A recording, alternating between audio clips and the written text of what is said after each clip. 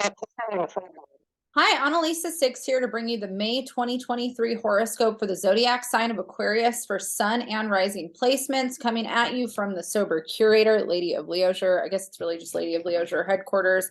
I really need to figure out what my background is going to be on these videos. I put this old poster that I have that I used to use for myself for tarot readings that my friend Carolyn, who is a Scorpio, she painted this for me. And then my friend Sandra, who is an Aquarius, she had them printed on these foam boards for me. This one's a little damaged. I have a bunch of them, but I love having it as my background. But then I've got this like big void of space, and I haven't figured out what I really should do. There's other areas of my house where I have better backgrounds, but the lighting's not as good.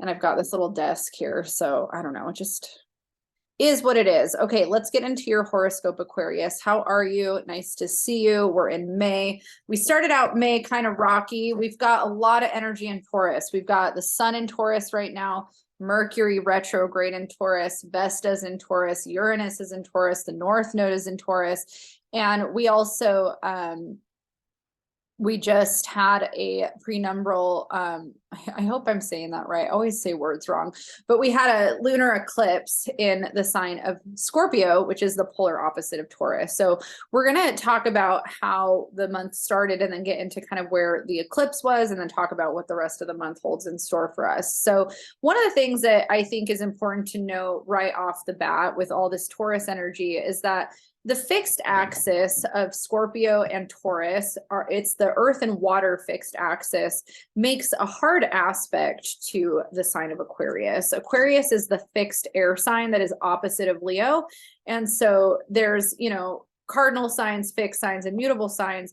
And when we've got a lot of energy in a sign that's in the same modality as us, but not the same sign as us, it creates a hard aspect. And so there's a lot of tension happening for Aquarius energy right now. So if you've been feeling that tension, if you're feeling like, man, this is definitely an intense time right now and things are not flowing smoothly. Obviously, we have Mercury retrograde, but we also have Mercury retrograde making a square, a hard aspect to Aquarius because Aquarius is a fixed sign. So we entered the month with this Mercury retrograde making what's called a cazimi to the sun. So the sun and Mercury joined up in Taurus and made a cazimi. And because Mercury is retrograde, it was a very discombobulating time. And then it added to the discombobulation by making a hard aspect to your rising or sun energy. And of course, it's dependent on whether or not that's exact to you in your chart. But either way, it's making a square to the sign and kind of makes things a little bit rockier. The area that this is happening for you on an individual level in your horoscope, not an individual level in your natal chart, but just as an Aquarius, is the area that has to do with your home and also your family. And so if you've been having complications at home and around communication specifically, so anybody that you share your living space with, if there's been complications around that, that's amplified because of Mercury retrograde passing through here. If you've been having issues with your family, that could also be highlighted. And I'm talking about issues just mostly because Mercury's retrograde. And so with Mercury retrograde, we always tend to have some kind of reflect, review, like kind of some kind of conflict or discrepancy when Mercury is retrograde. And then it's the house placement that says kind of where the area of our life is being highlighted. So for you, home and family is highlighted quite a lot with all this Taurus energy here. The eclipse also made an impact here and happened in the house that rules your job as well as your home and family. And so if you, had kind of some discrepancies within your job, that's possible. Or if you had any breakthroughs at your job, eclipse energy, it cracks us open. It causes kind of like this breakthrough of energy and it influences us for the next few months. And so there's a few things that could happen. If you were trying to hit a certain milestone at work, maybe you did that in some way. And maybe it was kind of like this uphill battle of challenges because of the retrograde, and the fact that it's an eclipse makes it more of a challenge. And then finally the eclipse happens and it's like, oh, the climb uphill is over and there's kind of this breakthrough. And now we've broken into this new energy that we've been kind of trying to get to. And so the home and work are highlighted. So if you've had kind of like these, challenges and now you're kind of finally seeing the other side of them, that was impacted in that way.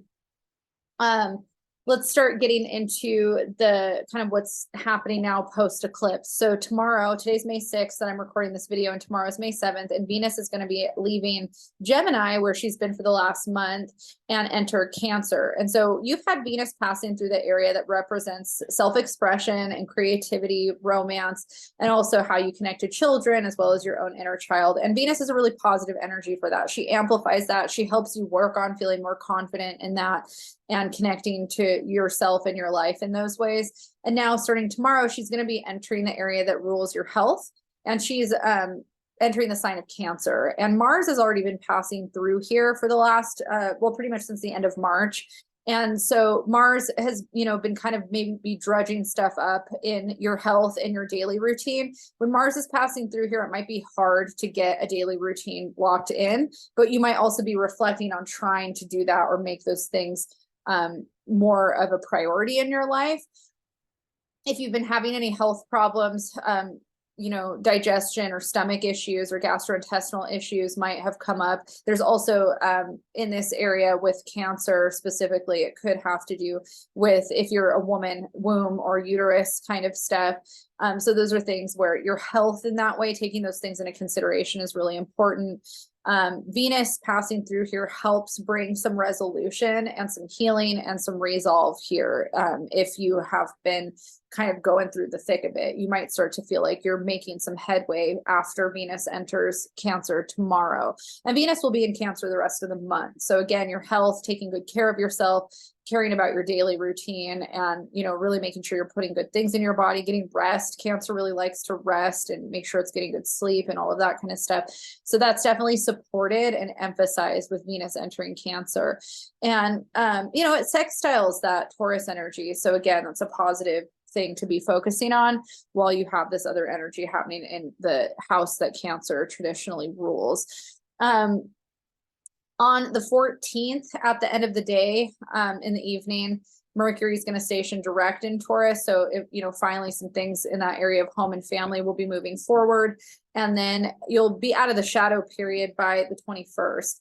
Shortly, a few days after that, in terms of the 14th, Jupiter around the 17th is going to be entering Taurus as well. And so this is really positive for, growing and expanding in this area of home and family. And so if you're looking at starting a family or connecting to your chosen family or your actual family, that's expanded upon. Sometimes when Jupiter's here, we really feel an inclination to want to move. And so you might also feel a desire to move or change locations when Jupiter is passing through here. And Jupiter is going to be here for the rest of the year. So in the horoscope. So if you're, kind of restless and feeling like it's time to buy a new home, sell your home, or move to a different, part of the world, or move to a different, apartment or something like that, that is, an energy that you're going to possibly be feeling for the rest of the year as well. It's also a positive time for you to work on healing any past issues with family that you may have had over the years. So that could also be something that's highlighted for you during that time that Jupiter is passing through there. Again, it's such a long transit that it's more impactful on your personal birth chart where it's hitting you, but in the horoscope, it'll be influencing that. Okay, so let's take a look at what's happening after that. After Jupiter stations into Taurus, we are going to enter Gemini season a few days later. So on the 21st, the sun will move into Gemini, and that is actually going to highlight the area of the chart that represents your relationship to your self-expression and creativity again. So kind of where Venus was just passing through, the sun will now be passing through and bring a lot of vitality and energy there. So doing creative projects and finding ways to express yourself in a way that is enjoyable to you and finding more joy in your life and more fun in your life is supported during Gemini season. And Gemini is a positive energy for Aquarius. It trines Aquarius. Air likes air. It makes a lot of harmonious, kind of frequencies and vibrations there. So it's a really positive time for you when it comes to your self-expression and connecting with yourself in a positive way. The next thing too, with Mars entering Leo, Leo is the opposite of Aquarius, and where Mars is entering on the 21st is actually the area that has to do with your personal relationships when it comes to romantic partners, best friends, or business partners. And unfortunately, Mars, being the type of planet that it is, it brings challenges here. And so, you know, Mars likes to fight shit out. Mars likes to advocate for itself. And so, you know, you might be feeling some tension in your relationships, and you might have to be working through some conflict in relationships. And there might be things that come up that are challenging over the last part of May with a marital partner or a boyfriend or best friend. And you might have to work through how you're going to constructively, you know, move forward in that relationship. Luckily, by June, Venus will be entering Leo and will be there to help, you know, kind of ease that and heal that. But the last part of May, where Mars is just kind of hanging out here and, you know, is opposite your sign, it might feel tense. I accidentally skipped over our new moon. So a couple days before we enter Gemini season, on May 19th, we're going to have a new moon in Taurus. And so again, that's going to be in the area of the home and family, and new moons have to do with us setting intentions around stuff that we want to call in or bring into our life. So again, you know, with Jupiter having just entered this area, if you are thinking of moving, setting intentions around what you want to move, where you want to move, or what you want to call in that way is really positive. So do a vision board of where you want to live and what you want your new place to look like, and manifest it. Call that into your awareness. Another really positive thing to do with the new moon here is set intentions towards any healing around family stuff that maybe you could do. Or even around beautifying your home. If there's home projects or things that you want to do that kind of help aesthetically make your space better, that's really positive. Cleaning things, organizing things, kind of getting your home in order could also be a really positive way to spend that new moon energy for you as well. Overall, I think May is going to be a month that has a lot of opportunity for you to grow and learn through other people, and also find ways to work through relationship dynamics or communication dynamics that, you know, you're learning how to value more of what other people have to say or bring to the table, while also still advocating for your own needs. And that's a hard balance, you know. You're also going through some health stuff and finding ways to mitigate that and have a more constructive, healthy lifestyle that supports you in a longer stretch. So I think May is not necessarily an easy month, but it's not a bad month. I think that there's a lot to be gained from it, and a lot of things to learn and grow from during this month. But, you know, there definitely is some tension and opportunities to be open to seeing some different perspectives. All right, Aquarius, that's your horoscope for the month of May. Let me know in the comments what you think, and if any of that resonated for you.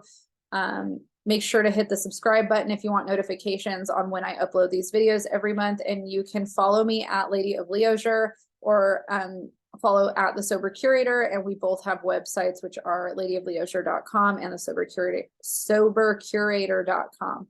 All right, I will see you next month. Have a good month.